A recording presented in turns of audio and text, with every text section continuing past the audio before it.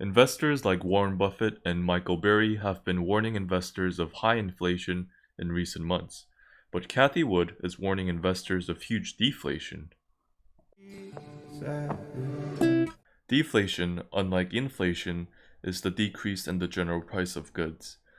But a lot of investors have been worrying about the rise in prices, mainly because of the huge amount of money injected into the market by the Fed, and as businesses that have been forced to close reopen, demand for goods will rise. And if supply is unable to meet demand, prices of these goods will inevitably rise.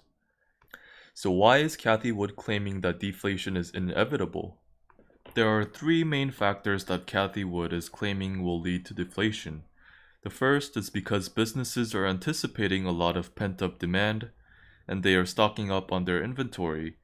She thinks that this double and triple ordering will later lead to cancelled orders as the supply will exceed demand, which will lead to a fall in commodities prices as companies panic buy with anticipation of pent-up demand exploding. And she cites the fall of lumber and copper prices as examples of deflation starting to take shape. Now, we have seen lumber correct 30% in the last week. I think this is the beginning of that. Copper is now starting to correct. And I believe that commodity prices went too far, too fast as businesses were scrambling and panicking, right? They were losing business to competition if they hadn't planned their inventories correctly. But if we check the latest data on these prices, we see that they have been rebounding. So we will have to wait and see if this really is the start of deflation. The second factor that Cathie Wood talks about is what she calls good deflation. Good deflation is caused by improvement in technology and manufacturing as companies get better at what they do and when disruptive technologies displace old technology, which brings down prices of goods. She cites artificial intelligence and electric vehicle innovation as being one of the large driving forces of this type of good deflation. And many of us are familiar with this type of deflation as well. A simple example is the price of television. Since the 1950s, there have only been a handful of years when the price of TVs has risen. And this is the type of good deflation that Cathie Wood is talking about. Despite the product getting better and more efficient, the price of these goods are not rising thanks to technological developments. And the last factor that Cathie Wood talks about is what she calls bad deflation.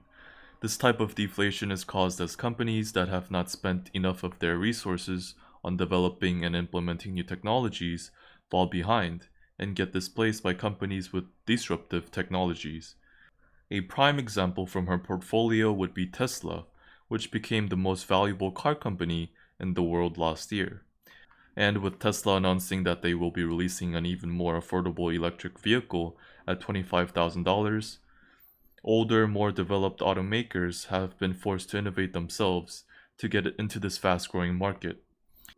And Cathie Wood says that half of the companies in the S&P 500 are at risk of being displaced by new technologies.